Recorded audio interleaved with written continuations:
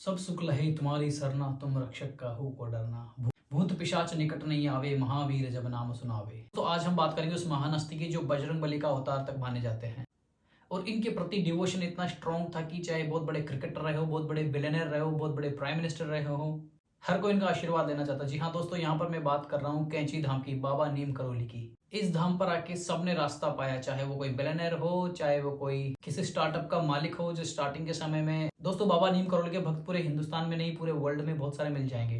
इतनी बड़ी बड़ी हस्तियां उनके भक्त की आप सोचोगे कि यार हमें कभी पता नहीं चला इनके बारे में। खैर अब तो सोशल मीडिया का जमाना है, उनके बारे में बहुत कुछ पता चला बहुत कुछ लोगों। दोस्तों यहाँ पर मैंने कुछ इन्फॉर्मेशन गैदर करी है, कुछ रिसर्च किया और आज हम बात करेंगे बाबा नीम करोली कैंची धाम के बारे में। के पास कौन कौन सी बड़ी हस्तियां आई, किस समय आई, उस समय उन हस्तियों की क्या समस्याएं चल रही थी, क्या वो समस्याएं बाद में हल हुई, नीम करोली बाबा के क्या क्या चमत्कार रहे जीवन में, ये सब दोस्तों जानेंगे आज हम इस वीडियो में। कि बाबा नीम करोली का असली नाम लक्ष्मी नारायण शर्मा था। नीम करोली बाबा को इस युग के संतों में, बहुत बड़े संतों में से एक माना जाता है। स्टीव जॉब्स ने बोला था कि मेरे को एप्पल कंपनी का जो सीड आइडिया था वो इसी आश्रम में से मिला था। स्टीव जॉब्स की बात कर रहा हूँ, एप्पल के जो फाउंडर थे, एप्पल के जो मालिक थे, यहाँ आकर उनकी जिंदगी बदल गई थी। फिर मैं बात करूँ दोस्तों मार्क जुकरबर्ग की। जी हाँ दोस्तों, मार्क जुकरबर्ग फेसबुक के जो फाउंडर थे, उनको भी मोटिवेशन यहीं से आके मिला था। फिर बात करते हैं जूलिया रॉबर्ट्स की, हॉलीवुड एक्ट्रेस थी। वो बोलती थी कि मैंने बाबा का चेहरा कभी नहीं देखा, लेकिन उनकी तस्वीर को देख के दिल पिघल जाता था। और वो इतने ज्यादा प्रभावित हुई कि यहाँ पर आके उन्होंने अपना धर्म परिवर्तन करके अपने आप को हिंदू बना लिया और हिंदुइज्म प्रैक्टिस करने लगी। विराट कोहली की बात कर लीजिए, लगातार फेलियर पे फेलियर जब वो फेस कर रहे थे। इनका जन्म तो नहीं बोलूंगा, इनका प्राकट्य बोलूंगा, प्राकट्य दिवस। दोस्तों सन 1900 में ये पैदा हुए थे। दोस्तों सन 1900 में इनका प्राकट्य हुआ था और इन्होंने 1973 में समाधि ले ली थी। जब कोई उनके पांव छूना चाहता था तो बाबा नीम करोली कहा करते थे कि मेरे नहीं, हनुमान जी के पैर छुइए। और पता उनकी थोड़ी सी पूंछ भी थी। आज दोस्तों मैं आपको हनुमान जी का विशेष अवतार माने जाने वाले बाबा नीम करोली की बहुत सी चमत्कारिक कहानियां बताता हूँ। सबसे पहले इनका नाम नीम करोली बाबा कैसे पड़ा। एक बार इनको कहीं पर जाना था तो इन्होंने क्या किया कि ट्रेन पकड़ी, ट्रेन में बैठे और ट्रेन रवाना हुई। चलते रहे, पैसा इनके पास थे नहीं, टिकट इनके पास था नहीं, टिकट के पैसे इनके पास थे नहीं। तो आगे चलने के बाद जब एक अधिकारी चेकिंग करने आया तो ठीक है, वो उनका भक्त निकल गया तो उन्होंने बोला ठीक है बाबा बैठे रहिए, कोई दिक्कत नहीं, आप अपनी यात्रा जारी रखिए। और ठीक है उनकी बात मान के बाबा बैठ गए और चलते रहे। ठीक है थोड़ा स्टेशन आगे चले तो नया टीसी आया और वो नया टीसी ना देखा कि उसके बाबा के पास ना कोई टिकट है, ना वो उनको जानता था, ना उनके पास पैसे थे। तो वो उनके पीछे पड़ गए, भैया आप उतरो यहाँ से, बाबा जी आप तो उतरो इसमें से, you do not have any ticket. तो बाबा ने बोला भाई मेरे को अधिकारी ने बोल दिया है बैठने के लिए, नहीं मैं किसी अधिकारी नहीं जाना, आपको उतरना पड़ेगा ट्रेन से। तो क्या हुआ, अंत में बाबा जी ने सोचा कि चलो मैं उतर जाता हूँ। तो बाबा जी उतरे वहां से और वहां पर नीम करोली नाम के एक स्टेशन पर नीम के पेड़ के नीचे समाधि लगाकर बैठ गए। अब चमत्कारिक चीज क्या हुई कि जैसे बाबा उतरे वो अपने समाधि में बैठे, वो ट्रेन आगे चली नहीं। सारे चीफ इंजीनियर्स आ गए लेकिन ट्रेन टस से मस नहीं हुई। सबने अपनी बुद्धि लगाई, सबने अपना दिमाग लगाया, सब इंजीनियरिंग फेल हो गई। जब लोगों ने ध्यान दिया तो लोगों ने टीसी को समझा कि भाई आपने जिसका अपमान किया है ये एक तरह से अपराध है, आप अपना अपराध बोध कर लीजिए और वापस उनको ट्रेन में बिठाइए। बहुत ही महान संत है जिनको आपने नीचे उतार दिया है। लेकिन टीसी मान नहीं रहा था। लेकिन जब पब्लिक का प्रेशर बढ़ा तो टीसी घबरा गया और उसको पब्लिक की बात को एक्सेप्ट करना पड़ा। फिर वो गया नीम करोली स्टेशन पे, वहां पे गया, उसने बाबा जी से माफी मांगी और बोला कि ठीक है बाबा जी अब आप बैठिए। फिर उनको बाबा को फर्स्ट क्लास कंपार्टमेंट में बिठाया और चमत्कारिक रूप से ट्रेन चल पड़ी। तब से उनका नाम हो गया बाबा नीम करोली। अच्छा अब मैं आपको एक दूसरी अलग कहानी बता दूं, काफी इंटरेस्टिंग। आपको पता दोस्तों क्यों लाखों लोग हर साल कैंची धाम में जाके कंबल भेंट करते हैं, कंबल क्यों चढ़ाए जाते हैं वहां पर। दोस्तों क्या है कि बाबा नीम करोली हमेशा कंबल ओढ़ा करते थे। एक दिन अचानक वो अपना सब कुछ छोड़ के निकल गए और एक किसी दंपत्ति के पास चले गए। वो दंपत्ति उनको बहुत ज्यादा मानती थी, उनके प्रति बहुत ज्यादा डिवोशनल थी, उनके प्रति बहुत ज्यादा डिवोटेड थी। बाबा उनके घर पे गए और उनको बोला कि आज रात को मैं आपके घर पर ही रुकूंगा। और सब लोग पूरे हैरान हुए, उनको लगा यार जिस इंसान को भगवान का रूप तक माना जाता है वो बाबा जी हमारे घर पे रुकना चाह रहे हैं आज। अब ठीक है वो गरीब आदमी भी था, उसके पास इतने ज्यादा संसाधन भी नहीं थे। अब उसको जब ने उनको भोजन दिया तो उसको लगा कि उसने कोई भोग चढ़ाया है। अब उसके घर में चारपाई भी नहीं थी, तो एक चारपाई थी तो एक चारपाई बाबा जी को दे दी और खुद जमीन पे सो गए हस्बैंड वाइफ। अब जैसे जैसे आधी रात बीतने लगी तो बाबा नीम करोली दर्द से कराहने लगे और वो जोर जोर से आवाज आने लगी जैसे कोई उनको मार रहा है और वो करा रहा है दर्द से। अब वो सोए हुए थे तो बुजुर्ग दंपत्ति ने उनको उठाना भी उचित नहीं समझा। तो वो खुद भी नहीं सो पाए क्योंकि वो दर्द से कराह रहे थे, उनका पूरा शरीर हिल रहा था, वो दर्द से कराह रहे थे, बार बार उनको बहुत दर्द हो रहा था। जैसे जैसे करके सारी रात बीती तो जैसे ही सुबह नीम करोली बाबा उठे तो उन्होंने उठ के चुपचाप अपना कंबल समेटा और उसको समेटने और लपेटने के बाद उस बुजुर्ग दंपत्ति को दे दिया और उसको बोला कि इसको गंगा में प्रवाहित कर देना, ना इसको खोल के देखना है।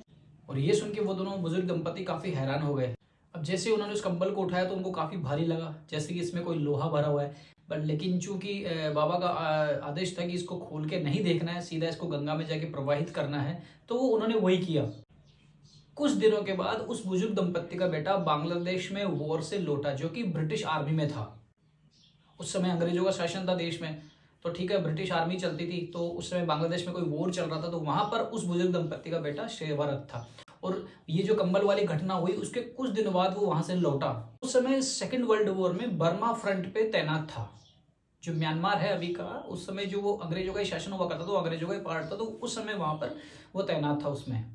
अब ब्रिटिश आर्मी वालों ने जब लड़ाई की स्थिति पूछी कि वहां पे भैया क्या चल रहा है, आप वहां से युद्ध करके आए हो, वहां का बताओ, तो उसने बताया कि उस रात, जिस रात बाबा जी उनके घर पे आए थे, उस रात की उन्होंने जो तारीख बताई उससे समझ में आया सबको कि उस रात उनको दुश्मनों ने घेर लिया था, पूरी उनकी ब्रिटिश आर्मी को दुश्मनों ने घेर लिया था। और कुछ सैनिक बचे थे बस ब्रिटिश आर्मी के, तो उनको चारों तरफ से घेर के गोलियां मारी गई, सारे सैनिक मर गए। और लेकिन इस बंदे को एक भी गोली नहीं लगी। मतलब पूरी रात गोलियां चलती रही, सारे लोग मर गए, लेकिन उसको एक गोली नहीं लगी। दरअसल करोली बाबा उस रात को वो सारी गोलियां खुद खाते रहे। तब उस बेटे को समझ में आया कि उस रात को जब अगली सुबह उस कंबल को लपेट कर गंगा में प्रवाहित किया गया, वो इतना भारी था, तो उसमें वो सभी गोलियां थी, और जो लोहे की आवाजें अंदर से आ रही थी वो गोलियों की आवाजें थी, जो उनके बेटे को नहीं लगी, और बाबा ने सारी अपनी झोली में समेट ली। इसलिए आज भी कैंची धाम स्थित बाबा के मंदिर में लोग कंबल जरूर चढ़ाते हैं। जो भी उस धाम पर कंबल चढ़ाता उसका बल कभी कम नहीं, तो उसका बल हमेशा बढ़ता रहता है। बाबा ने कई भविष्यवाणियां करी जो सही साबित हुई, और उनके ऊपर कई जो अलग सिद्ध पुरुषों ने जो बात उनके बारे में बताई, जैसे कि वो प्रयागराज में गंगा में डुबकी मारते थे तो निकलते हिमालय पर थे, हिमालय से अगर रवाना होते थे तो हरिद्वार से बाहर निकलते थे, वो जो कह देते थे वो सच साबित हो जाता था। एक बार दिल्ली में बिरला मंदिर में अपनी कुटिया में वो विश्राम कर रहे थे, और उस समय वो हनुमान जी को याद किया करते थे। तो बाहर दरवाजे पर कुछ बांग्लादेशी मिलने आए, तो उन तक अंदर मैसेज पहुंचा कि बाहर कुछ बांग्लादेशी आपसे मिलने आए हुए हैं। तो महाराज ने उनके पास एक संदेश भेजा। वो संदेश में ये था कि जिसका भाई जेल में हो वो मुझसे मिलने आ जाए। अभी थोड़ा अजीब लगा, सब लोग हैरान हुए, ये ऐसा कौन हो सकता है, लेकिन किसी को पता नहीं था कि किसका भाई जेल में। लेकिन उनमें से फिर एक आदमी बोला कि हाँ मेरा भाई जेल में और पाकिस्तान की जेल में बंद है। तो अंदर जाके उसने बताया कि मेरा भाई जेल में और पाकिस्तान में है। तो फिर बाबा जी ने ये बोला कि तुम्हारा भाई दुश्मनों की जेल से जल्द बाहर आ जाएगा और तुम्हारे देश का सबसे बड़ा शहंशाह बनेगा। और इतना कह के बाबा बोले कि अब तुम जाओ और अपने घर पे जाके उसके आने की तैयारी करो, उसके वेलकम की तैयारियां करो और उसका इंतजार करना शुरू करो। तो उस व्यक्ति ने बोला कि बाबा ऐसा कैसे संभव है, मेरा भाई तो पाकिस्तान की मियाँ वाली जेल की काल कोठरी में बंद है और सरकार ने उसको सजाए मौत का ऐलान किया हुआ है। बाबा ने कहा वापस जाओ और अपने भाई के आने का इंतजार करो और उसके स्वागत की तैयारियों में लग जाओ। और ऐसा कह के वो वापस लेट गए। अब आप जानते हो वो कौन थे, जो उनका भाई था वो कौन था? वो सवाल करने वाला इंसान बांग्लादेश के प्रथम राष्ट्रपति शेख मुजीबुर रहमान का छोटा भाई था। और ये मुजीबुर रहमान बाद में जाके बांग्लादेश का प्रेसिडेंट बना। इनको सलाखों से सीधी सत्ता मिल गई। बहरहाल मैं आपको एक व्यक्ति की कहानी जरूर सुनाऊंगा। रिचर्ड नाम था उसका, जो बाद में चलकर रामदास बने। रिचर्ड हार्वर्ड के प्रोफेसर थे, रिचर्ड एल्पर्ट। लेकिन वो अव्वल नंबर के नशेबाज थे। वो इतना नशा करते थे, इतना नशा करते थे कि दोस्तों के कहने में बाबा के आश्रम पहुंच गए। और जब वो बाबा के आश्रम पे पहुंचे तो उस समय बाबा अपने भक्तों से स्वर्ग की बातें कर रहे थे। तो वो रिचर्ड बोला कि स्वर्ग तो बाबा जी मैं आपको अभी दिखा सकता हूँ। उसने नेम करौली बाबा को, उस रिचर्ड ने जो हार्वर्ड का प्रोफेसर था, उसने बाबा को बोला कि स्वर्ग तो मैं आपको अभी दिखा सकता हूँ। तो बाबा ने बोला भाई दिखाइए। तो रिचर्ड ने उनको क्या कर बाबा को एक LSD की गोली दे दी, एक भारी भरकम गोली दे दी और बोला कि ये खाइए आपको एकदम स्वर्ग दिखेगा। तो बाबा ने होम्योपैथी की गोली की तरह बच्चों की तरह से ठक से उसको खा लिया सब। वह LSD की गोली नीम करौली बाबा ने एक होम्योपैथी गोली की तरह खा ली और रिचर्ड उनको देखता रहा। अब कुछ फर्क नहीं पड़ा तो उसको लगा कि शायद मैंने बाबा को कोई गलत गोली दे दी। और बाबा फिर से कथा करने में व्यस्त हो गए। ठीक है, बाबा कथा करने में व्यस्त थे तो रिचर्ड फिर से बोला कि स्वर्ग जैसा कुछ महसूस हो। तो बाबा ने बोला नहीं, मुझे तो कुछ भी ऐसा महसूस नहीं हुआ, मुझे तो पहले जैसा ही लग रहा है। तो रिचर्ड ने बोला रुको रुको बाबा, हो सकता मैंने कोई गलत गोली दे दी। तो उसने क्या करा, इस बार 2 गोली दे दी बाबा को, वही LSD की। एक गोली पहले LSD की बाबा खा चुके थे, उसने रिचर्ड ने दोबारा उनको दूसरी गोली 2 गोलियां दे दी इस बार। और वो चाहता था कि अब ये खा के ये खिलाते हैं बाबा को, फिर देखते हैं क्या होता है। अब भैया 3 गोली LSD की बड़े से बड़ा नशेबाज भी एक दिन में भी नहीं खा सकता। और उसने इस तरह से 3 गोलियां बाबा को खिला दी, एक पहले और 2 बाद में। अब रिचर्ड देखता रहा, बाबा कथा करने लगे फिर से खाने के बाद। रिचर्ड परेशान होकर माथा पीटने लग गया, यार ये हुआ क्या है। तो बाबा देख के उसको समझ गए, भाई परेशान क्यों हो रहे हो, तुम तो मुझे स्वर्ग दिखाने वाले थे, अब तक तो दिख जाना चाहिए था, मैंने कितनी गोलियां खा ली। और पूछा कि और कितनी है तुम्हारे पास। तो बाबा ने बोला लाओ मुझे तो 10 की 10 गोलियां। बाबा ने उसके हाथ से छीन के 10 की 10 गोलियां मैं खा लेता हूँ। वो बोला नहीं नहीं रुक जाओ रुक जाओ रुक जाओ। वो बोले कि नहीं मैं खा लेता हूँ। उन्होंने खा ली वो। और फिर अपनी कथा में मग्न हो गए। अब इधर रिचर्ड चिल्लाने लग गया, भाई बाबा मर जाएंगे, बाबा इन्होंने 10 गोलियां एक साथ खा ली, हॉस्पिटल लेके जाओ, एम्बुलेंस बुलाओ। वो चिल्लाने लगा जोर जोर से। तो अब वो जब जब इतना ज्यादा चिल्ला रहा था, उसने उनके शिष्यों को बताया कि भाई ये इस टाइप की गोली है, इस पर दिक्कत हो जाएगी, बाबा को हॉस्पिटल लेके चलो। तो ठीक है, उनके कहने के ऊपर उनके शिष्यों ने डॉक्टर से उनकी जांच करवाई, और जांच करवाने के बाद पता चला कि बाबा के अंदर तो ऐसा कुछ इफेक्ट हुआ ही नहीं जो गोली खाने से जनरली लोगों में होता है। अब भाई रिचर्ड का सारा नशा उतर गया, ये हो क्या गया। अब बाबा की इस तरह से चमत्कारी शक्तियों को देख के रिचर्ड ने अमेरिका कभी वापस नहीं जाने का फैसला किया, और जीवन भर उनकी सेवा में ही रहने का, उस आश्रम में रुकने का उन्होंने डिसीजन ले लिया। तो वह उनके सबसे महान शिष्यों में से एक था रिचर्ड, जिसने बाद में अपना नाम बदलकर हिंदू धर्म अपना लिया और अपना नाम रामदास रख लिया। तो इस तरह से दोस्तों मैं यहाँ पर ये कहना चाहता हूँ कि बाबा के कहीं ऐसे चमत्कार रहे अपने जीवन काल में। उनके पास बहुत सारे बड़े बड़े एंटरप्रेन्योर्स, स्पोर्ट्समैन, सक्सेसफुल बिजनेसमैन, ये सब लोग आए उनके पास। अपने जीवन के जो डाउट्स थे, अपने जीवन के लक्ष्यों को लेकर जो डाउट्स थे, उन तक कैसे पहुंचा जाए, या वहां से कुछ ऐसी पॉजिटिव एनर्जी ली जाए, कैची धाम से ऐसी एनर्जी ली जाए जो जीवन को बदल सके। इसलिए कई लोग आए उनके पास, अपना जीवन बदला। और अब तक तो लोगों को पता भी नहीं था कि Steve jobs, mark Zuckerberg, Virat Kohli जैसे कितने, जूलिया रॉबर्ट्स जैसे कितने लोग वहां आए और अपना जीवन बदला। जब से सोशल मीडिया है, रील्स वायरल होती है या वीडियोस वायरल होते हैं, तो उससे लोगों को पता लगता है। स्टीव जॉब्स का आपको पता ही है, अभी उनकी बीवी रिसेंटली, उनका स्टीव जॉब्स का सपना था कि मैं महाकुंभ में एक बार जाऊं, तो ठीक है, वो एक्सपायर हो चुके हैं अभी, तो वो नहीं आ पाए। तो उनकी वाइफ यहाँ आई, उन्होंने अपना धर्म परिवर्तन करके अपने आप को कमला नाम दिया, ठीक है, कुंभ में नहाई वो। इस तरह से भारतीय सनातन संस्कृति की जड़ें बहुत गहरी है। यहाँ पर बहुत बड़े बड़े संत हुए हैं, और उन संतों में एक बहुत बड़े संत जो बाबा नीम करोली है, जिनके बारे में आज मैंने पूरी कहानी बताई। और बाबा नीम करोली का चमत्कार है कि वो खुद बजरंग बली के बहुत बड़े भक्त थे। और जैसे कि अपने शास्त्रों में कहा गया कि इस कलयुग में आज भी जो अमर है, उनमें से एक है बजरंग बली। बजरंग बली हमेशा सब जगह विद्यमान है।